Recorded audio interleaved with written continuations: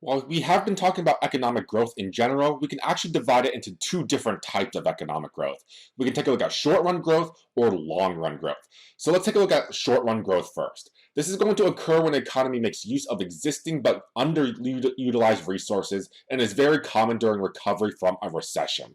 So with short-run growth, we are actually being very inefficient just starting us off, but then something happens within the economy that allows us to utilize all of our factors of production or resources to allow us to make the maximum amount of goods and services. So with short-run growth, this is an important part of economic growth itself because it involves some type of fixed capacity. So here, let's go ahead and make the differentiation right here. So with short-run growth.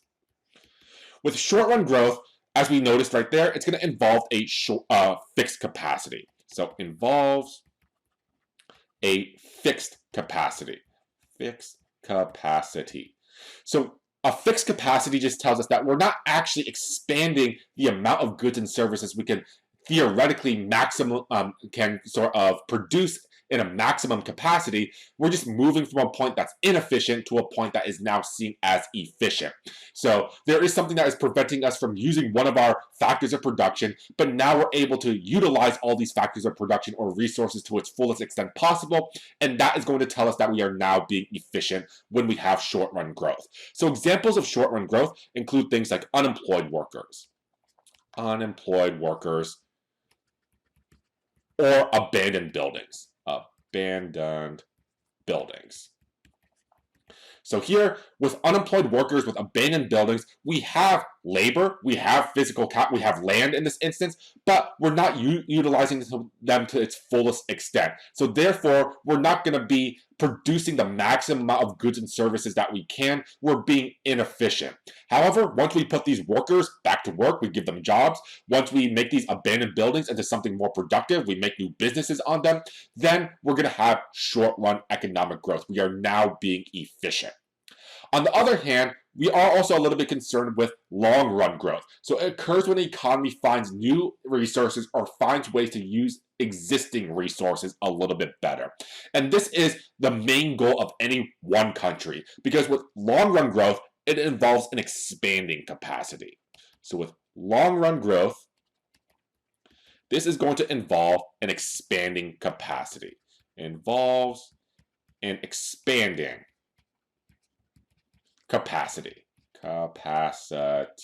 expanding capacity. So we are able to produce many more goods and services than we were before. And this is going to include things like finding a new resource.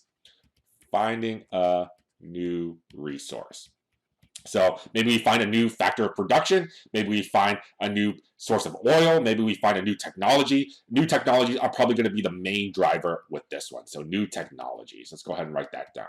Technologies. So here, new technologies, we are more productive than before. So long-run growth involves an expanding capacity.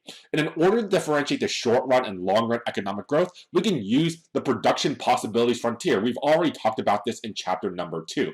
So on the left-hand side right here, we have short-run growth. It involves a fixed capacity. So we're not shifting the PPF at all. We move from point A, somewhere inside of the PPF, we are inefficient, to somewhere on the PPF where we are being efficient. So remember, point A means that we're not utilizing all of our resources, but once we put the unemployed workers back to work, once we utilize the abandoned buildings to its fullest extent, then we have short-run economic growth. Long-run economic growth, on the other hand, tells us that we are actually shifting the PPF from PPF A to PPF B. We have an expanding economy, expanding capacity. So now we're able to produce more of both of these goods according to this PPF.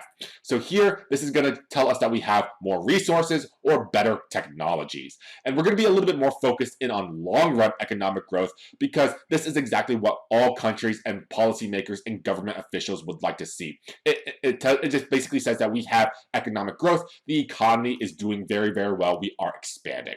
So once again, another example of this long-run economic growth is the discovery of large natural gas deposits. It can contribute to long-run economic growth because we have found a new resource. In the next lecture, we're going to go ahead and talk a little bit about our factors of production and see which one of our factors of production are going to be the main drivers of economic growth. So which one of land, labor, physical capital, and technology is inherently going to do this for us. So long run economic growth, this graph on the right hand side.